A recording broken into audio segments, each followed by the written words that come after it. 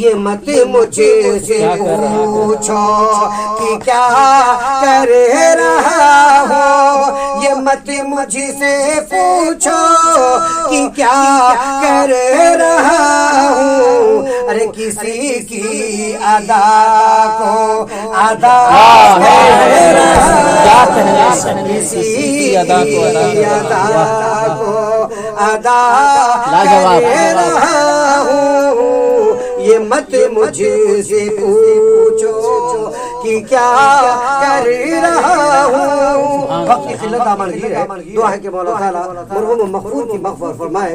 اور سب سے بڑی بات یہ ہے دیکھیے کہ صدقہ جاریہ جو میرے آقا نے فرمایا ہے کہ جب انسان مر جاتا ہے تو اس کا عمل اس سے منقطع کر دیا جاتا ہے، صرف 3 چیزیں باقی رہتی ہیں جن کا شمار صدقہ جاریہ میں ہے۔ کون سی چیزیں؟ کون سی 3 چیزیں ہیں؟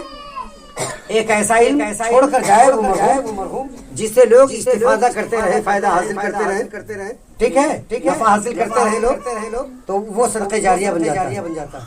اور دوسرا کیا ہے؟ صدقہ جاریہ والد صالح، یہی پہ میں لانا چاہ رہا تھا۔ 3 چیزیں ہیں نا، لیکن چونکہ وقت کو بچانا ہے، والد صالح، اور چونکہ 2 اولاد چھوڑ کر گئے ہیں جناب سبحان صاحب، 2 اولاد چھوڑ کر گئے ہیں، جی 2 اولاد چھوڑ کر گئے ہیں۔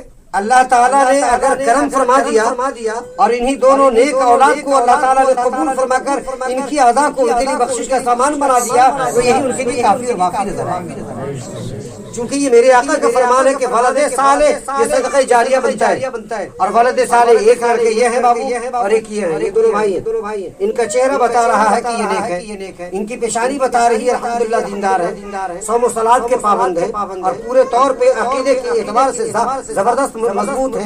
انشاءاللہ مجھے یقین ہے اس حدیث پاک کے تناظر میں کہنے دیا جائے کہ اللہ تعالیٰ اپنے فضل و کرم سے ان دونوں بچوں کو ان کے والد مرحوم کے لیے بخشی کا پروانہ بنا دے۔ بس آخری بات سن لیجیے، اسی پہ صلاۃ والسلام ہونا ہے۔ دیکھیے زندگی فانی ہے، یہ جتنی ہماری عزیزات ہیں یہاں خواتین ہیں اور جتنے عزیزان یہاں تشریف فرمائے، بس سب یہ آخری پیغام سن لیں، اور یہ پیغام اسلام کا پیغام ہے، اسلام کا پیغام ہے۔ کب کس کی روح نکل جاوے جسم سے کوئی نہیں جانتا۔ ایک بادشاہ تھا، بادشاہ کے پاس کوئی کمی ہوگی؟ کوئی کمی نہیں ہوگی، پوری لشکر فوج لے کر چلا جا رہا تھا تو اچانک ایک راستے میں ایک اجنبی آیا اور بادشاہ کی سواری کے آگے آتے ہیں، اور آنے کے بعد بادشاہ کی سواری کی لگام کو تھام لیتا ہے، روک دیتا ہے سواری کو۔ سارے وزیروں نے چلا کر کہا، ڈانٹتے ہوئے کہا، ارے تو کون ہے رے اجنبی آ کر بادشاہ کی سواری کو تو نے روک دیا، اتنی بڑی تیری جرات۔ بادشاہ کو اگر غصہ آیا نا تو تیرا سر تھر سے جدا کر دیں گے بادشاہ سلامت۔ کہا کہ نہیں میں جانتا ہوں بادشاہ سلامت کو، ایک خاص بات ہے اس لیے مجھے آنا پڑا۔ سنیے گا غور سے، ایک خاص بات مجھے کہنی ہے بادشاہ سے، اس لیے آنا پڑا ہے۔ بولے کون سی خاص بات ہے؟ بولے راز کی بات ہے، یہ راز کی بات ہے، میں کھل کر نہیں کہوں گا، راز کی بات ہے تو راز کی بات راضی میں رہے گی۔ خیر چلیے، میرے آقا صلی اللہ تعالیٰ علیہ وسلم، پہلے اس کو مکمل کر لوں۔ پیارے آقا صلی اللہ تعالیٰ علیہ وسلم کا سفر معراج شروع ہے۔ عرش اعظم پہ جب پہنچے نا، اور سننا میرے عزیزوں، عرش اعظم پہ پہنچے تو کیا دیکھا؟ ایک آگ کا درخت ہے، ایک آگ کا درخت ہے، اور آگ کے درخت میں کچھ لوگ آگ کی رسی میں الٹے لٹکے ہوئے ہیں، جکڑے ہوئے بدے ہوئے، سر نیچے ہے اور پیر اوپر ہے۔ جبریل امین نے کہا، حضور یہ وہی لوگ ہیں جو دنیا میں اپنے ماں باپ کو ستایا کرتے ہیں، جو دنیا میں اپنے ماں باپ کے ساتھ بد کلامی کیا کرتے تھے، جو دنیا میں اپنے ماں باپ کے ساتھ اونچی آواز میں بات کیا کرتے تھے، ان کی کوئی اہمیت نہیں، کوئی عزت نہیں، ماں باپ کا خیال نہیں رکھتے تھے۔ یہی وجہ ہے کہ یہ سزا دی جا رہی ہے۔ میرے عزیزو، اگر ہم بھی اپنے ماں باپ سے نفرت کرتے ہیں یا ہم بھی اپنے ماں باپ سے جھگڑا کرتے ہیں، لڑائی کرتے ہیں، ان سے بغاوت مول لیتے ہیں، ان کو ڈانٹتے ہیں، تو یاد رکھنا ہمیں بھی اسی طرح سزا بھگتنے پہ آمادہ ہونا پڑے گا۔ اور یاد رہے کہ جو بھی وفاداری کے ساتھ اپنے ماں باپ کی خدمت میں رہتا ہے، اللہ تعالیٰ اس خدمت کا صلہ انہیں دنیا میں بھی عطا فرماتا ہے اور آخرت میں بھی عطا فرماتا ہے۔ اس روایت کے تناظر میں یہ بات تو سامنے آ گئی کہ کبھی بھی ہمیں اپنے ماں باپ کے سامنے اسی طرح پیش آنا چاہیے جس طرح کوئی غلام اپنے آقا کے سامنے پیش ہوا کرتا ہے، جس طرح ہمیں اور آپ کو پیش آنا چاہیے، آنا ہے، اور یہی ہمارے لیے بہتری کا سبب ہے۔ ہاں یہ تو بات آ گئی۔ چلیے اب میں کیا کہہ رہا تھا، اس نے سواری کو روک دی، کہا بادشاہ سے ضروری کام ہے۔ کہا کیا کام ہے بھائی؟ بولے بادشاہ سے کام ہے، آپ لوگ کیوں بول رہے ہو بیچ میں؟ تو بادشاہ نے بولا ادھر آؤ، قریب آؤ، بتاؤ کیا بات، غصے میں کہا بادشاہ سلامت کی راز کی بات ہے، آپ اپنا کان میرے منہ کی طرف بڑھاؤ نا، اب نہ میں بتاؤں گا۔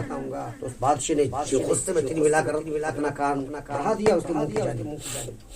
جیسے بڑھایا تو وہ اجنبی انسان کہتا ہے کہ بادشاہ سلامت، میں تو جان ہی رہا ہوں کہ آپ بادشاہ ہو، یہ سب آپ کے چمچے ہیں، سب آپ کے زیر نگی ہیں، آپ کے حکم کا ایک ادنا سا اشارہ ہوتا ہے، سب لبیک کہنا شروع کر دیتے ہیں۔ میں جانتا ہوں آپ کی حکومت، آپ کی عظمت کا سکہ کھنک رہا ہے اور ڈنکے بج رہے ہیں شہرت کے، سب مجھے معلوم ہے، لیکن اے بادشاہ کیا آپ کو پتا ہے کہ میں کون ہوں؟ کہا نہیں معلوم ہے، آج معلوم ہو جائے گا۔ میں ملک الموت ہوں، روح نکالنے والا فرشتہ ہوں، روح قبض کرنے کے لیے آیا ہوں۔ اللہ اکبر کبیرہ۔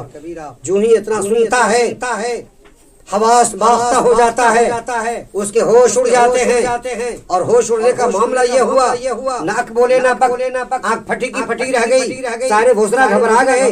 آخر آنے والے اجنبی نے کون سی بات کان میں کہہ دی کہ میرے بادشاہ کے ہوش اڑ گئے ہیں؟ آخر پوچھا جا رہا ہے تو کسی کی طرف کوئی توجہ نہیں، بس یہی گزارش ہے بس تھوڑا سا موقع دے دے۔ جانا تو کہیں اور تھا، تقریب کہیں اور سجی تھی، وہاں مجھے جانا تھا، لیکن اب آگے نہیں جانا، تھوڑی سی مہلت مجھے دے دی جائے، میں الٹے قدم گھر جاؤں، اپنے کچھ معاملات کو درست کر لوں۔ لیکن کہا نہیں، ذرہ برابر ایک لمحے کا موقع نہیں، ایک سیکنڈ کی فرصت نہیں ہے، اسی جگہ اسی مقام پہ ابھی تیری روح قبض کی جائے گی، اور لوگ تیری موت کا منظر اپنی نگاہوں کے سامنے بسائیں گے، اور تیری موت دنیا والوں کے لیے عبرت بن جائے گی۔ تمہارے دل ذہن میں یہی نہ غرور تھا کہ میں بادشاہ ہوں، بہت بڑا مالدار ہوں، یہ سب میرے چمچے ہیں، جس کو چاہا ڈال دیا، جس کو چاہا روب ظاہر کر دیا، بس یہی نہ تھا تمہارے گمان میں، اور یہ کریں گے وہ کریں گے، اب وہ خیال کی زندگی گزر رہی تھی، جہاں جائیں گے وہاں جائیں گے۔ لیکن سن لے، آدمی بلبلا ہے پانی کا، کیا بھروسہ ہے زندگانی کا۔ ہوتی رہی، روح قبض کر لی گئی، اور بے جان لکڑی کی طرح اسی سواری سے اس کا ڈھانچہ مجسمہ نیچے آ پڑا۔ اس ڈھانچے نے ہمیں ذہن دیا، انسانوں فکر کرو، یہ غرور و تکبر والا معاملہ نہیں، اسلامیات والے ماحول میں رہیں، اور جو حکم ہے شریعت